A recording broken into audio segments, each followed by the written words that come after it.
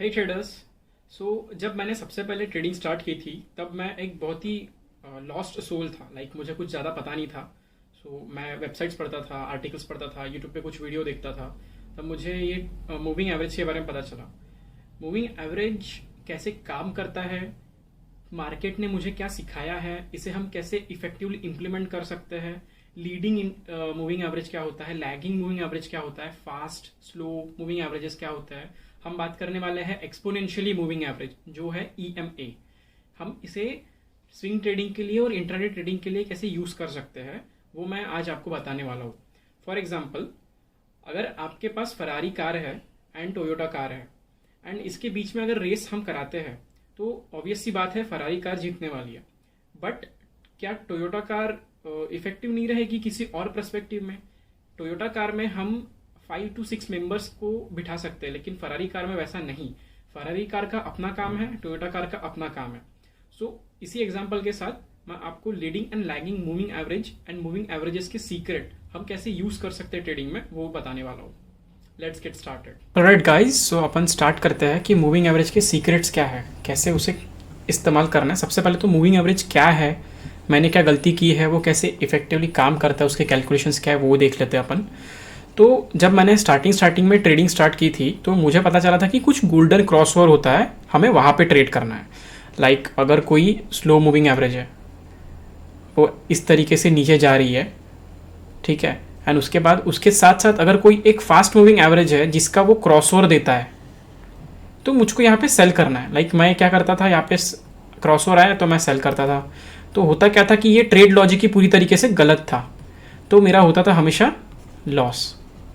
Alright, तो इसके पीछे का जो लॉजिक है कि मूविंग एवरेज कैसे काम करता है वो ये है कि फॉर एग्जांपल अगर आप ये ले लो 1 2 3 4 5, अगर ये ₹1 ₹2 ₹3 ₹4 ₹5 ऐसा उसका एवरेज चल रहा है तो 5 मूविंग एवरेज का एक टाइम पीरियड ले लेते हैं, 5 EMA अगर हम ले लेते हैं एक्सपोनेंशियली मूविंग एवरेज, तो इसका प्लॉट कैसे होता है, टाइम पीरियड प्लॉट कैसे होता है। 5 + 4 9, 9 + 3 12, 12 + 2 14, 14 + 1 15, ठीक है। तो ये पाँचों का एक वैल्यू आती है 15/5, तो इसकी जो वैल्यू रहेगी वो 3। तो 3 इसका जो time period in moving average रहेगा वो ऐसे प्लॉट हो जाएगा।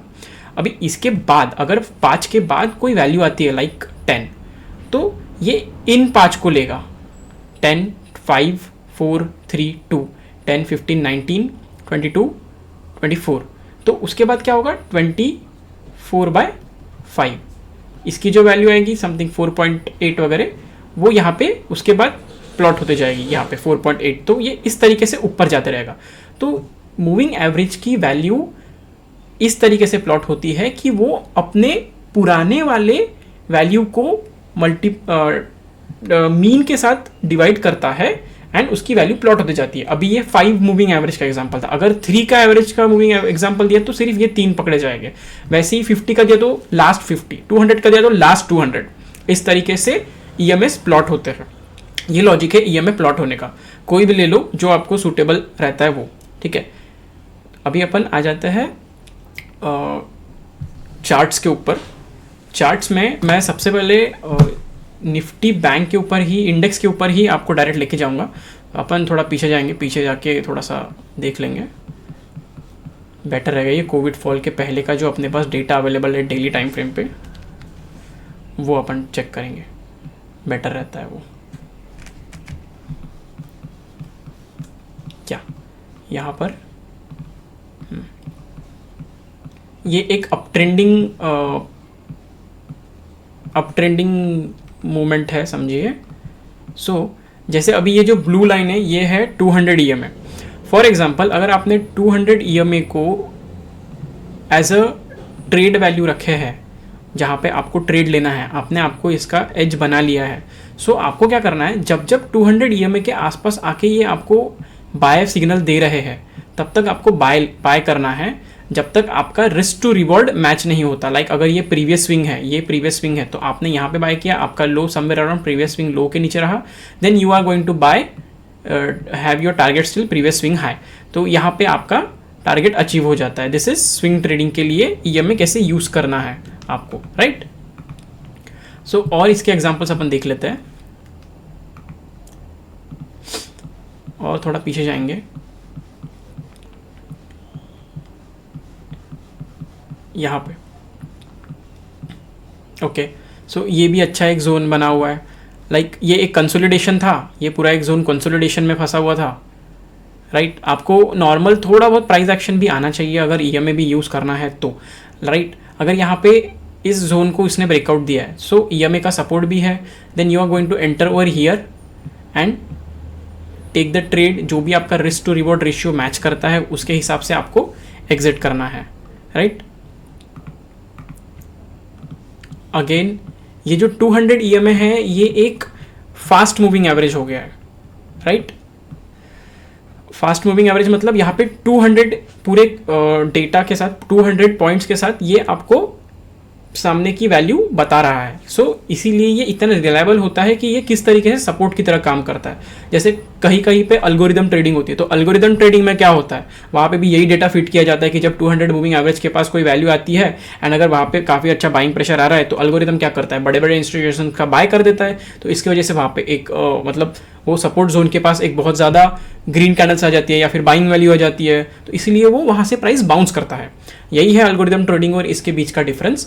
एंड अगर आपने इसको मैन्युअली भी किया तो आप इसका कैसे फ़ायदा ले सकते हैं, आपको बस चेकआउट करना है कि 200 ईएमए के आसपास ये कब कब आ रहा है, कब कब आपको कुछ ब्रेकआउट जोन वगैरह मिल रहा है क्या, कहीं कहीं पे आपको एंट्री पॉइंट्स मिल रहे हैं क्या। अगर मिल रहा है तो रिस्क टू रिवॉर्ड रेशियो के साथ आप एंटर कर सकते हैं, राइट। इसके बाद आता है एक mid term trade, mid term moving average जो है 50 ईएमए। अगर उसे मैं प्लॉट कर देता हूँ तभी भी ये बहुत अच्छे से काम करेगा। 50 ईएमए कैसा रहता है, 200 ईएमए अगर आप देखते हैं तो ये एक बहुत लॉन्ग टर्म हो जाएगा, मतलब एक बहुत लंबा पीरियड टाइम हो जाएगा। तो क्या होता है ना, कभी कभी अगर बहुत देर के लिए अप ट्रेंड चल रहा है तो आपको वैल्यू आपके 200 ईएमए तक पुल बैक नहीं लेगी, कभी कभी वो 50 ईएमए से बाउंस कर जाता है। फॉर एग्जाम्पल जैसे अभी यहाँ से वैल्यू कंसोलिडेट होते होते नीचे तक आई, लेकिन अगेन कंसोलिडेट हुई और ये फिर से नीचे आने की कोशिश में था लेकिन नहीं आई। सो मिलता है आपको 50 ईएमए के आसपास एक mid term trend, mid term up trend में ये जो चल रहा है अभी, उस हिसाब से आपको यहाँ पे वैल्यू मिली है। सो आपने यहाँ पे एक ट्रेड लिया and again risk to reward के हिसाब से you are taking the trade, right. उसके बाद अगर ये 2-1 हो गए, हाँ अभी ये जो क्रॉस ओवर है, ये क्रॉस ओवर को हम कैसे ट्रेड करेंगे, जैसे अभी यहाँ पे वैल्यू नीचे आ रही है, यहाँ से बाउंस रिजेक्शन खा रही है 50 ईएमए से, वैल्यू नीचे, जैसे ही 200 ईएमए के आसपास ब्रेकआउट आता है देन जाहिर सी बात है you are going to take the trade, because as you know daily time frame पे स्विंग ट्रेडिंग के लिए 200 EMA is the best EMA to take act as a support and resistance. अगर अप ट्रेंड में है तो just keep buying near 200 EMA, मतलब stocks में भी जा रहे हो तो एवरेज करते जाओ, इंडेक्स में जा रहे हो तो ट्रेड करने के लिए 200 ईएमए बेस्ट है। तो ये वाला जो जोन है, जैसे यहाँ पे ब्रेकआउट दिया, you have to enter over here somewhere. अगर यहाँ पे कहीं पे भी कोई बेयर मोमेंटम नहीं दिख रहा है तो यू कैन एंटर, एंड जब तक आपका ये वाला मोमेंटम चालू होगा तब जाके यहाँ पे ये क्रॉस ओवर आएगा। क्रॉस ओवर का मतलब क्या होता है, ये गोल्डन क्रॉस ओवर जो बोलते हैं हम, 200 और 50 का गोल्डन क्रॉस ओवर। ये क्रॉस ओवर के पहले आपको ट्रेड लेना है सो दैट ये क्रॉस ओवर हमें कंफर्मेशन देता है कि ये ट्रेड और आगे जाने वाला है। You can see cross over होने के बाद ये ट्रेड रुका ही नहीं है जब तक इसका यहाँ पे क्रॉस ओवर बेयर साइड में, सेलिंग साइड में नहीं हुआ, राइट। तो इस तरीके से क्रॉस ओवर भी ट्रेड कर सकते हैं आप 50 एंड 200 ईएमए का। ये दोनों देखो कैसा है, 200 ईएमए इज लैगिंग ईएमए, मतलब वो स्लो मोमेंटम वाला ईएमए रहेगा। 50 ईएमए जो रहेगा ये मिड टर्म ट्रेंड के लिए एक मिड साइज स्पेस के साथ चलेगा। अभी इसके अलावा मैं यहाँ पे एक और ईएमए इंक्लूड करूँगा, दैट इज़ आप 20 भी यूज़ कर सकते हैं, मैं 13 यूज़ करता हूँ। 13 ईएमए बहुत फास्ट है, बहुत ज़्यादा, मतलब एक अच्छे से चीज़ देख लो, लाइक जो ईएमए प्राइस एक्शन के साथ या कैंडल स्टिक्स के साथ ज़्यादा चिपक के चल रहा है, ज़्यादा सटा के चल रहा है, वो फास्ट मूविंग एवरेज हो जाता है। जो थोड़ा दूर चल रहा है वो 50 EMA है, मतलब वो थोड़ा सा मिड स्पीड के साथ चल रहा है। उसके बाद जो 200 EMA आता है वो थोड़ा सा लैगिंग आ जाता है, ज़्यादा लैगिंग हो जाता है। अगर 400 और यूज़ किए तो वो और ज़्यादा लैगिंग हो जाता है। सो अभी अपन 13 के ऊपर बात करेंगे। 13 is actually also used for intraday too. अगर आप 15 मिनट पे जाते हो, अभी जो मैंने स्विंग ट्रेडिंग के लिए था वो 50 और 200 EMA बता दिया है। Now let's talk about 13 on intraday levels.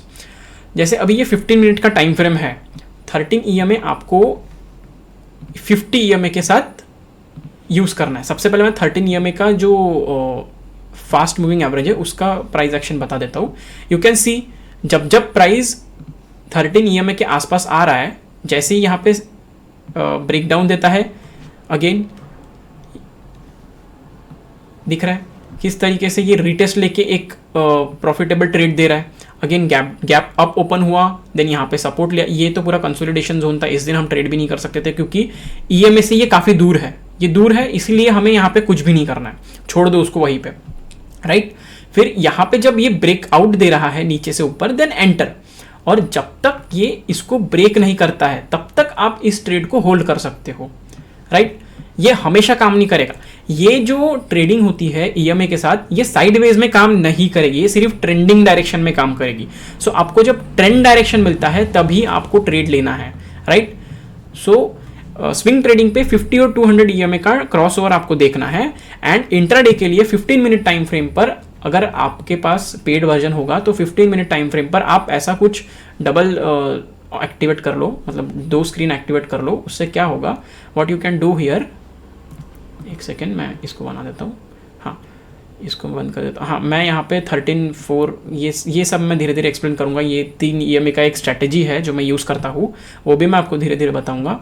अभी जैसे अपन यहाँ पे एक्टिवेट करेंगे, ये शायद 18 होगा, हाँ। तो अपन यहाँ पे लगाएंगे 50, ठीक है, और यहाँ पे अपन लगाएंगे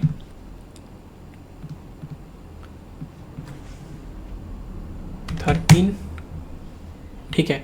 50 और 13 आ गया यहाँ पे मैं रखता हूँ डेली टाइम फ्रेम, ठीक है। डेली टाइम फ्रेम पर मुझको दिख रहा है कि 13 EMA इस अच्छा इंट्राडे के लिए बात कर रहे हैं तो अपन यहाँ पे 15 ही रखते हैं। 15 का 15 EMA पर 15 मिनट पर 13 EMA रखा है मैंने, एंड देन यहाँ पर 13 EMA एंड 15 EMA का क्रॉसओवर दिखा रहा हूँ 5 मिनट टाइम फ्रेम पर।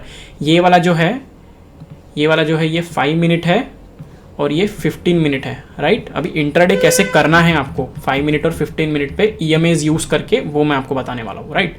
So let's get started. अभी देखो जैसे आपको दिख रहा है 15 मिनट टाइम फ्रेम पर यहाँ पर 13 EMA को ब्रेकआउट दिया है, राइट। 13 EMA को ब्रेकआउट दिया यहाँ पे।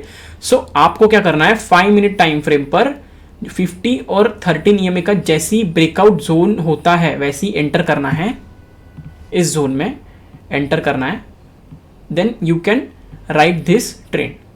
अभी कल वगैरह गैप अप होगा, ये ट्रेंड, ये जो मैंने ट्रेड लिया है इसी लॉजिक के वजह से आज लिया है। एंड जब तक ये फिर से क्रॉसओवर नहीं देता है सेल साइड पे, मैं इसको सेल नहीं करूंगा। अभी ये कितना वैलिड पॉइंट है इसको अपन चेक करते हैं, ठीक है। यहाँ पे आते हैं और ओके, हाँ चलो ये पॉइंट पे थोड़ा सा चेक कर लेते हैं। ये है डेटा 27 अप्रैल 9:30 बजे का, ठीक है। एंड ये वाला डेटा, ये जो क्रॉस ओवर आया है, ये वाला आया है 27 अप्रैल 10 साढ़े 9 बजे, मतलब सेम डेटा मिल रहा है, मतलब सेम चार्ट्स एक्टिवेट हो गए हैं। अभी यहाँ पे जैसे ही मुझे 13 EMA पे एक ट्रेंडिंग डायरेक्शन पर ब्रेकआउट मिल रहा है तो मैंने क्या किया है, मैंने एक ट्रेड लिया है 5 मिनट के एंट्री पर। जैसे 5 मिनट पर यहाँ पर एक रिटेस्ट आया, मतलब एक ब्रेकआउट हुआ 50 का एंड रिटेस्ट आया, मैंने यहाँ पे एंटर कर लिया। अगर मैं यहाँ पे एंटर करता हूँ देन कब तक मुझे ये ट्रेड मिल रहा है, ये 5 मिनट का चार्ट है ये वाला, तो कब तक मुझे, जब तक ये 3rd डे पर नीचे साइड पे, मतलब गैप अप ओपन हो और नीचे साइड पे इसने 13 EMA को ब्रेक डाउन नहीं दिया, तब तक मैं इस ट्रेड को होल्ड करूंगा। आप भी एक काम करो, ऐसे 2 स्क्रीन एक्टिवेट करो या फिर 1-2 टैब ओपन करो, एक गूगल क्रोम पे, दूसरे गूगल क्रोम पे, एक जगह पे 15 मिनट का एक्टिवेट करो, एक जगह पे 5 मिनट का एक्टिवेट करो, और इसी चीज को हिस्टोरिकल डेटा आप खुद बैक टेस्ट करो ताकि आपको समझ में आए कि ये कितना वैलिड पॉइंट है। अभी जैसे बैंक निफ्टी में मैंने एक ट्रेड लिया है तो ये कितना अभी दिनों तक मैं होल्ड करूंगा, जब तक ये मुझे एक ब्रेक डाउन नहीं देता तब तक मैं इसको होल्ड करूंगा, राइट। तो ये है इंट्राडे एंड स्विंग ट्रेडिंग के लिए 2 स्ट्रैटेजीज जो मैं आपको मूविंग एवरेज के साथ बता रहा हूँ, ठीक है। I hope I was able to help you. Next time I will bring something more interesting related to this. तब तक के लिए अगर आपको ये डिटेल में अच्छा लगा होगा then please make sure to like. Your support is going to be my motivation to bring such videos, and share with your friends, and make sure to subscribe. Thank you.